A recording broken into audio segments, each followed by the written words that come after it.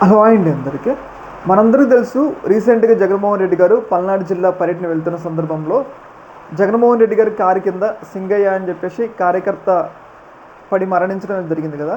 అయితే ఈ సందర్భంగా వాళ్ళ ఫ్యామిలీని జగన్మోహన్ రెడ్డి గారు తాడేపల్లి గూడానికి పిలిపించుకొని వాళ్ళ ఫ్యామిలీకి ధైర్యం చెప్పడంతో పాటు వాళ్ళకు ఒక 10 లక్షల ఆర్థిక సాయం కూడా చేయడం జరిగింది. ఈ సందర్భంగా పార్టీ అండగా ఉంటున్నామని చెప్పేసి జగన్మోహన్ రెడ్డి గారు వాళ్ళకి ధైర్యం అయితే చెప్పడం జరిగింది.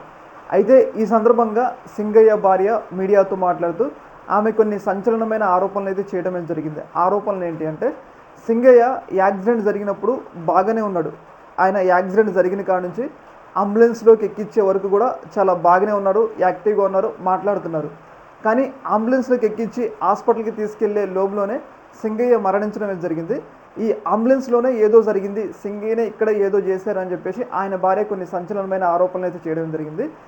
యాక్సిడెంట్ జరిగిన వెంటనే అక్కడున్న వైసీపీ కార్యకర్తలు ఆయన్ని ఆటోలో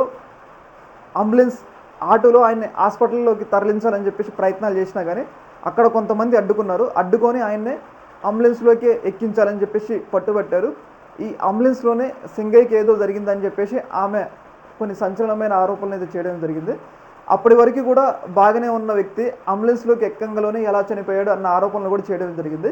ఇంకొకటి ఏంటంటే, సింగయ్యకి పెద్ద పెద్ద గాయాలు కూడా లేదు. అంటే ఆయన బాడీ మీద తలకి పెద్ద డ్యామేజ్ కావడం కానీ, గుండె దగ్గర పెద్ద డ్యామేజ్ కావడం కానీ ఎలాంటి పెద్ద పెద్ద గాయాలు లేవు. ఓన్లీ చీరుడు గాయాలే ఉన్నాయి.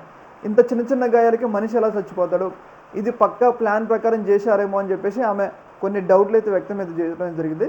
ముఖ్యంగా వైసీపీ కార్యకర్తలు ఆటోలో హాస్పిటల్కి తీసుకెళ్లాలని చెప్పేసి ప్రయత్నించినా కానీ కొంతమంది వ్యక్తులు పట్టుబట్టి అంబులెన్స్కి ఎక్కించారు. ఇలా ఎక్కించడం వల్లే సింగయ్య ఈ స్థాయిలో మృతి చెందాడని చెప్పేసి ఆమె కొన్ని ఆరోపణలు అయితే చేయడం జరిగింది. మరి చూడాలి ఈ ఆరోపణల మీద ఎలా స్పందిస్తారు అక్కడ అంబులెన్స్లో ఉన్న సిబ్బంది అనేది. ఏదేమైనా కానీ ఈ యొక్క అంశం అనేది పెద్ద సంచలనంగా మారింది. ఈ యొక్క అంశంలో మీ యొక్క అభిప్రాయం కింద కామెంట్లో తెలియజేయండి. ఓకే, మరి థ్యాంక్ యూ.